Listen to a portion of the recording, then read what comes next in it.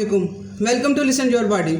हर 7 में से एक औरत को थायराइड का इशू है और इन टोटल थायराइड इश्यूज़ में से 90% केसेस हैं हाइपोथायराइड के, यानी कि थायराइड हार्मोन प्रोड्यूस ही नहीं हो रहा है, अगर हो रहा है तो कम क्वांटिटी में प्रोड्यूस हो रहा है। और इतने ही केसेस जो से हैं वो औरतों में छाती और बच्चेदानी में सिस्ट यानी कि पानी की थैलियाँ बनने के हैं, जो कि बाद में फेब्राइड में कन्वर्ट हो जाते हैं और फेब्राइड बाद में कैंसर में कन्वर्ट हो जाता है। वहाँ पे फिर उसका इलाज मुमकिन नहीं रहता है।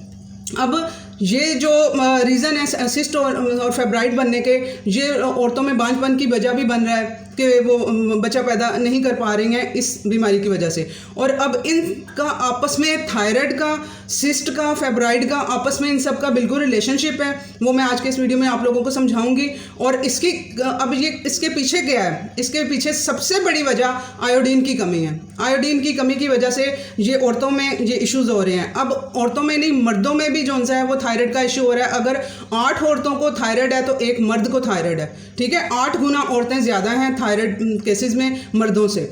आज के इस वीडियो में मैं यही बताने वाली हूँ कि आयोडीन कितना ज़रूरी है और हम इसको किस तरह से हासिल कर सकते हैं और इसकी कमी की वजह से हमें क्या क्या प्रॉब्लम्स आ रहे हैं और कहाँ पे इश्यूज़ हैं जिनको हम सॉल्व करके इतनी बड़ी बीमारियों से हम लोग बच सकते हैं। अगर आप लोगों को लगे कि वीडियो इन्फॉर्मेटिव है तो इसे लाइक करें, शेयर करें, ताकि ये इन्फॉर्मेशन, ये आज का वीडियो बहुत इंपॉर्टेंट है ताकि बहुत से लोगों तक इसकी इन्फॉर्मेशन ये फैल सके, उन तक पहुंच सके। और अगर न्यू है मेरे चैनल पे तो इसे सब्सक्राइब करें ताकि मुझे मोटिवेशन मिलती रहे। अब हमारे जो आबाओ-अजदाद थे उनमें ये डेफिशिएंसी आयोडीन की नहीं थी, क्योंकि तब हमारी ज़मीन जो सी थी वो ज़रखेज़ थी। उसमें आयोडीन हमें ज़मीन के थ्रू ही फसलों में शामिल हो जाता था और हमारी खुराक में शामिल होता था।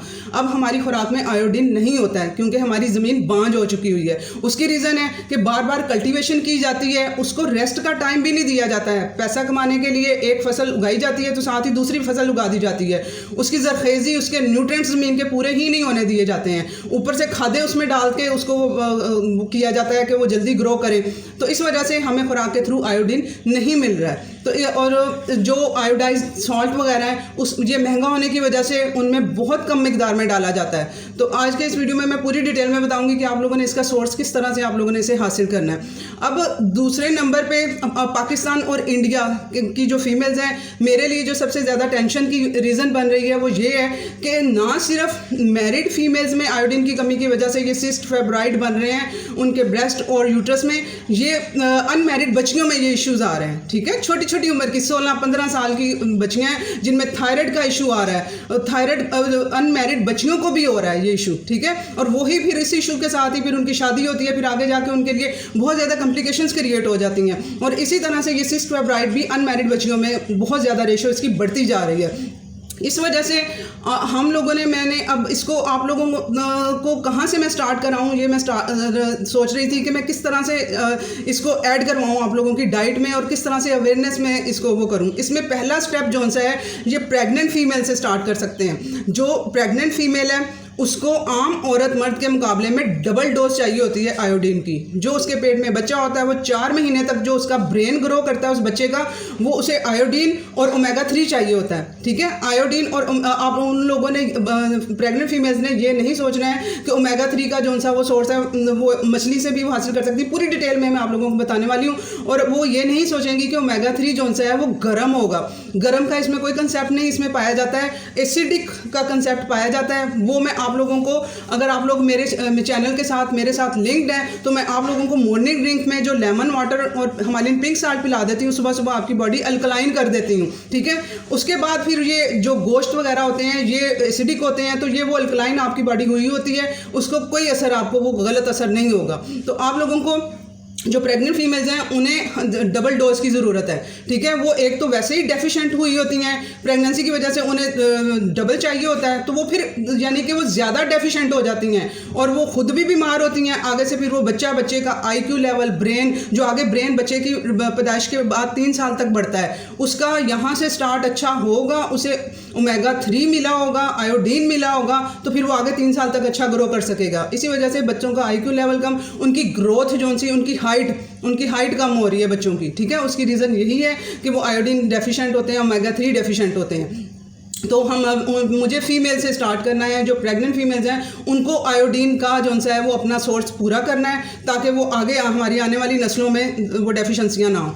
ये एक बात होगी। उसके बाद अब जो कैंसर के केसेस हो रहे हैं, आप लोगों, मैंने अपनी फैमिली में, अपने रिलेटिव्स में, अपने करीब में 4 औरतों को कैंसर का ट्रीटमेंट देखा है, और उसका ट्रीटमेंट उसकी बीमारी से भी बुरा है, ठीक है। और वो उनमें से 3 की डेथ हो चुकी हुई है।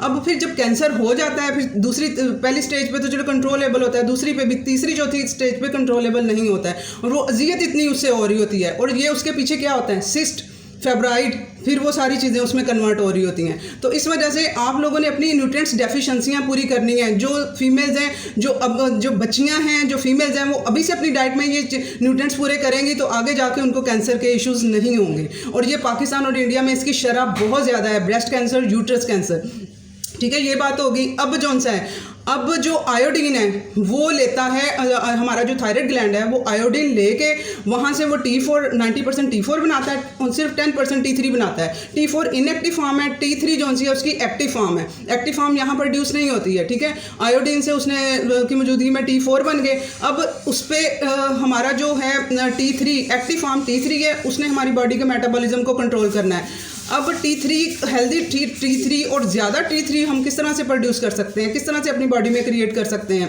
हमारी बॉडी में के सेल्स में रिसेप्टर्स होते हैं, जो थायराइड के ये T3 बनाने के रिसेप्टर्स होते हैं। जैसे कि किडनी में भी बनता है, 20% किडनी में जाके कन्वर्ट होता है, T4 T3 में किडनी में जाकर 20% कन्वर्ट होता है। बाकी अब इसका जो 80% है वो लिवर में बनता है, ठीक है। जो लिवर उसको बनाता है, लिवर T4 को T3 में कन्वर्ट करता है। अब इसके लिए हेल्दी लिवर होना ज़रूरी है। अब मैंने जो उनसे पिछले दिनों जो थायराइड पे वीडियोस किए हैं, उसमें से एक बंदे ने, पता नहीं बंदा था या बंदी थी, उन्होंने मुझे एतराज़ किया कि आप जो सी हैं वो इंडियन को क्यों आप कह रही हैं कि उनकी डाइट पूरी नहीं है, न्यूट्रिएंट्स पूरे नहीं हैं।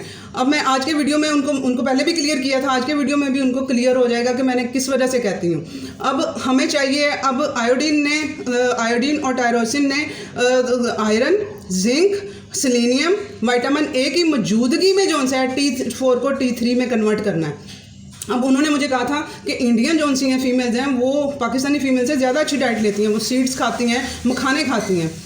अब सीड्स और मखाने, इन चीज़ों का कंपैरिजन नहीं है, ठीक है। सीड्स में आप लोगों को ऐड मैं भी करवाती हूँ, वो गुड फार्म कार्ब्स के हैं, वो मखाने के हैं, कार्ब्स हैं वो, ठीक है। अब उसको थोड़ी क्वांटिटी में वो ले लेंगे, वो ठीक है बॉडी के लिए थोड़ा सा, लेकिन जो बॉडी की लिवर को प्रोटीन चाहिए, गुड क्वालिटी प्रोटीन चाहिए, उसको गुड क्वालिटी फैट चाहिए लिवर को, वो हेल्दी होएगा तो वो T4 को T3 में कन्वर्ट कर सकेगा। अब जो सीड्स हैं उसमें से थोड़े से हमें गुड फैट्स मिलते हैं, इसके अलावा जो सा है वो हमें प्रोटीन का थोड़ा सा सोर्स देते हैं। और ये जो गुड प्रोटीन जो मैं कह रही होती हूँ ना, तो वो गोश्त ही है उसका सोर्स, अंडे, गोश्त, ठीक है। और वो बॉडी में एब्जॉर्ब भी 80 to 90% एब्जॉर्ब होते हैं। जो ये दालें, सीड्स वगैरह हम लोग खाते हैं, उसमें से जो प्रोटीन होती है वो हमारी बॉडी में सिर्फ 20% एब्जॉर्ब होती है, 20% लगती है।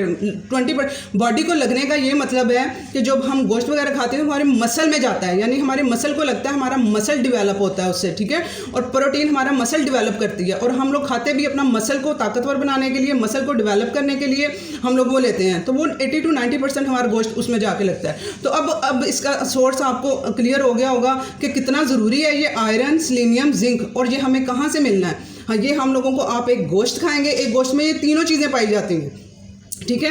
और आप लोगों के, मैं इसी वजह से कह रही हूँ कि जो आपके न्यूट्रिशंस हैं वो आप लोगों को कैसे वो कह सकते हैं कि वो कार्ब्स तीनों टाइम खिला के कैसे कह सकते हैं कि हम लोग एक हेल्दी डाइट वो खिला रहे हैं। आप लोगों का थायराइड कभी रिवर्स नहीं होगा, आप लोगों का फैटी लीवर कभी रिवर्स नहीं होगा जब तक आप लोग गुड फैट और गुड प्रोटीन ऐड नहीं करेंगे इसमें। ये आप किसी डॉक्टर से, किसी पाकिस्तानी डॉक्टर से, किसी इंडियन डॉक्टर से, किसी बाहर के डॉक्टर से आप लोग वो कंसर्न कर लें। जो ये मैं बात कर रही हूँ, ये इसके लिए आप लोगों को आयरन, जिंक, सेलेनियम ही लेना पड़ेगा, और इसका सोर्स या तो गोश्त है, बल्कि गोश्त ही है। अगर आप लोग, उन्होंने क्या किया है, न्यूट्रिशंस हैं जो सप्लीमेंट का कारोबार खोल के बैठ गए हैं, सिर्फ इंडिया में नहीं पाकिस्तान में भी सप्लीमेंट्स पे लगा दिया है। अब वो सप्लीमेंट के थ्रू लेंगे तो वो सिंथेसाइज फॉर्म होते हैं, वो एब्जॉर्ब भी बॉडी में नहीं होते, 10% सिर्फ एब्जॉर्ब होते हैं, और उल्टा साइड इफेक्ट बॉडी को दे रहे होते हैं, उसके साथ 100 बीमारियां बॉडी को लग रही होती हैं।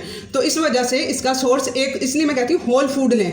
आप लोग एक वो चीज़ खा लेंगे तो आपके कितनी चीज़ें पूरी हो जाएंगी। जो थायराइड का इशू है, जो थायराइड T3 हमें एक्टिव फॉर्म चाहिए वो बनाने के लिए, वो उसको आयरन हो जाएगा, ये जिंक सेलेनियम हो जाएगा, तो उसकी मौजूदगी में उसने बनाना है उसको, ठीक है, उसको कन्वर्ट करना है T3 में। तो वो एक चीज़ खाने से आपको सारी चीज़ें मिल रही हैं, तो आप लोग अपनी ज़िंदगी में क्यों आसानी पैदा नहीं कर रहे हैं। यही रीज़न है कि जो लेक ऑफ अवेयरनेस है जिसकी वजह से ये इतनी बीमारियां फैल रही हैं। अब डॉक्टर से जा रहे हैं, आप लोगों का रिवर्स क्यों नहीं हो रहा है थायराइड का। 15-15 साल से आप लोग शुगर के मरीज़ बने पड़े हैं, थायराइड के मरीज़ बने पड़े हैं, रिवर्स क्यों नहीं हो रहा। आप लोग तो मेडिसिन भी खा रहे हैं, क्योंकि वो मेडिसिन जो सी है वो उसको रिवर्स नहीं कर रही है, वो वक्ती तौर पे आपको रिलैक्स कर रही है, और उसके वो उसमें जो सा है वो साइड इफ़ेक्ट भी उनके हो रहे हैं। जब तक ये चीज़ें ही न्यूट्रिएंट्स पूरे नहीं होंगे, अंदर से वो काम नहीं करवाएंगे, अंदर से वो चीज़ें प्रोड्यूस नहीं होंगी, आप ठीक नहीं होंगे। इस वजह से मेरी इंडियन फीमेल्स, प्लीज़ आप लोग मेरी इस बात को अंडरस्टैंड करें और गुड फैट्स अपनी डाइट में लेके आएँ। जो थायराइड के पीछे फैटी लीवर है, हर थायराइड पेशेंट का लीवर फैटी है, लीवर का इशू है, उसको लीवर की वजह से ही वो थायराइड हुआ है, और उसके पीछे वो आयोडीन की कमी, ठीक है। अब ये आपस में लिंक किस तरह से कर रहे हैं कि देखें, आयोडीन की कमी की वजह से हार्मोन्स डिस्टर्ब, तो थायराइड भी डिस्टर्ब, और उसके साथ उसकी सिस्ट और फाइब्राइड भी प्रोड्यूस उसके आयोडीन की कमी की वजह से। और जब आप इन चीज़ों को पूरा करेंगे तो ये सारी चीज़ें आपस में ठीक होकर रिवर्स होना शुरू हो जाएंगी। अब T3 की मैं बात करी थी कि हम लोग गुड क्वालिटी और क्वांटिटी किस तरह से इसकी बढ़ा सकते हैं T3 की। एक नंबर 1 तो आपको, और विटामिन ए का सोर्स जो सा है वो आप लोगों को बहुत अच्छा सोर्स है उसकी शकरकंदी। आजकल सीजन स्टार्ट हो चुका हुआ है, आप लोग शकरकंदी ऐड करें, और आप लोगों ने रात को नहीं लेनी है, क्योंकि शकरकंदी को डाइजेस्ट करने के लिए स्टमक का अच्छा एसिड होना ज़रूरी है। और जो थायराइड पेशेंट है उनका मेटाबॉलिज्म बहुत तेज़ है या बहुत स्लो है, दोनों जो उनसे हैं हाइपो और हाइपर हैं, उन्होंने शकरकंदी खाने से पहले मैं आप लोगों को दोपहर में Apple cider vinegar ½ teaspoon add करवाती हूँ। तो आप लोगों ने एज अ खाने में ही ऐड करना है, यानी कि आप लोग वो ये कार्ब्स में आती है लेकिन गुड कार्ब्स आ जाते हैं, ठीक है ना। आप लोगों ने अपने जो दोपहर का खाना है, खाने में मैं सीड्स, दही और चिकन का पीस ले लिया, वेजिटेबल्स हॉट करके ले ली, थोड़ी सी शकरकंदी ले ली, वो विटामिन ए आपका पूरे दिन का वो पूरा हो जाएगा उससे, ठीक है। तो वो आप लोगों ने ये, लेकिन खाने में केयर करनी है, रात को नहीं खानी है, ये डाइजेस्ट नहीं होती है इजीली। इसको डाइजेस्ट करने के लिए जोर लगता है, पूरी बॉडी की ताकत लगती है। ये बात हो गई। उसके बाद इसीलिए मैंने आप लोगों को जो डाइट चार्ट बताया था उसमें नहीं बताई थी, अब आप लोगों ने उस पर काम शुरू कर दिया होगा, आपका वो स्टमक जो सा है थोड़ा एक्टिव हो गया होगा, तो इस वजह से मैं अब ऐड करवा रही हूँ। और मैं जैसे जैसे, और एक वीडियो में मैं सारी चीज़ें एक साथ में नहीं बता सकती हूँ, मेरी हर वीडियो में कोई ना कोई लिंक और सारी चीज़ें होती हैं मेरी, इसलिए मेरी पूरी वीडियो सुना करें, और ये एक दूसरे के साथ लिंक्ड होती है सारी चीज़ें। अब T3 की बात हो रही थी, वो अब ये चीज़ें आप लोग लेंगे, उससे वो आयरन वगैरह से हो जाएगा।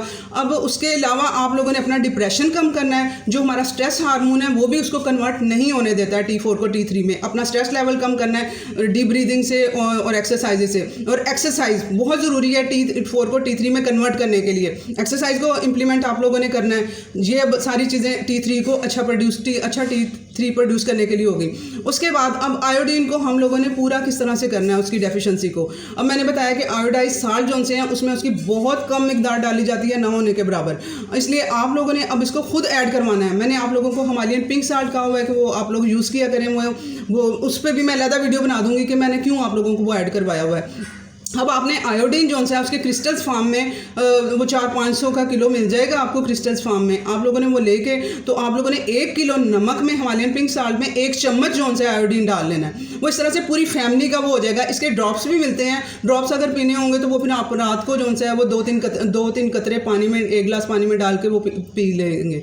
लेकिन इस तरह से सिर्फ आप अपने लिए डेली वो करेंगे, ये मुश्किल हो जाएगा। तो आप अगर पूरी फैमिली की भी हो जाएगी उसमें हेल्थ, और पूरी फैमिली को चाहिए ये, आप उसमें डाल लेंगे, ठीक है। अपने हिमालयन पिंक साल्ट में डाल लेंगे अपना आयोडीन, तो 1 चम्मच 1 किलो में, ठीक है। वो आपका फिर खानों में भी शामिल हो जाएगा और आपकी पूरी रिक्वायरमेंट को पूरा कर देगा। उसके अलावा आयोडीन कहाँ से मिलेगा, ये जो सी फूड्स होती हैं, अब मछलियों का सीज़न स्टार्ट हो चुका हुआ है, आप लोगों ने फ़िश को ऐड करना है अपनी डाइट में। आप लोगों ने हफ्ते में 4 से 5 दिन लाजमी फ़िश खानी है। अब वो फ़िश का गरम का जो कंसेप्ट है ना, वो उसकी डाइजेशन, 2 चीज़ें उसमें आती हैं। उसकी डाइजेशन ठीक नहीं होती है, उसको डाइजेस्ट करने के लिए एसिड चाहिए होता है। नंबर 2, वो एसिडिक होता है तो बॉडी को अल्कलाइन होना चाहिए। वो मैं आप लोगों को मॉर्निंग ड्रिंक पिला के अल्कलाइन कर देती हूँ बॉडी को, वो आपका इशू भी मैं सॉल्व कर देती हूँ। दूसरे नंबर पे एप्पल साइडर विनेगर में खाने से पहले आप लोगों को कहती हूँ, और फिश वगैरह आप लोगों ने दोपहर के टाइम ही खानी है। आप लोगों ने वो जो से एप्पल साइडर विनेगर पिया होगा वो डाइजेस्ट भी कर देगा, उसमें प्रोटीन भी होती है ना, उसे डाइजेस्ट करना मुश्किल होता है आपको। अब देखें मछली खाने से सिर्फ आयोडीन नहीं मिल रहा है, आप लोगों को प्रोटीन भी मिल रहा है, उसमें सेलेनियम भी है, प्रोटीन भी है, ठीक है। जो एतराज़ कर रहे हैं, जो इंडियंस हैं मेरे, वो देखें एक फ़िश खाने से 3-4 चीज़ें हमारी पूरी हो रही हैं और गुड क्वालिटी की पूरी हो रही हैं, उसका कोई तोड़ ही नहीं है। ना कोई सप्लीमेंट तो बिल्कुल वो मैं बता रही हूँ ना कि हम लोगों ने नहीं यूज़ करने सप्लीमेंट, वो उल्टा साइड इफ़ेक्ट्स दे रहे हैं। तो इस वजह से आप लोगों ने ये अपनी डाइट के थ्रू ही इन चीज़ों को पूरा करना है। और अपने बच्चों को भी जो है वो आयोडीन, मैं बता रही हूँ ना, पूरी फैमिली का वो हो जाएगा कंप्लीट अगर आप लोग साल्ट में उसे शामिल कर लेंगे। तो आई होप ये वीडियो आप लोगों के लिए इन्फॉर्मेटिव था, इसे प्लीज़ शेयर करें, बहुत से लोगों को इसकी ज़रूरत है। अल्लाह हाफिज़।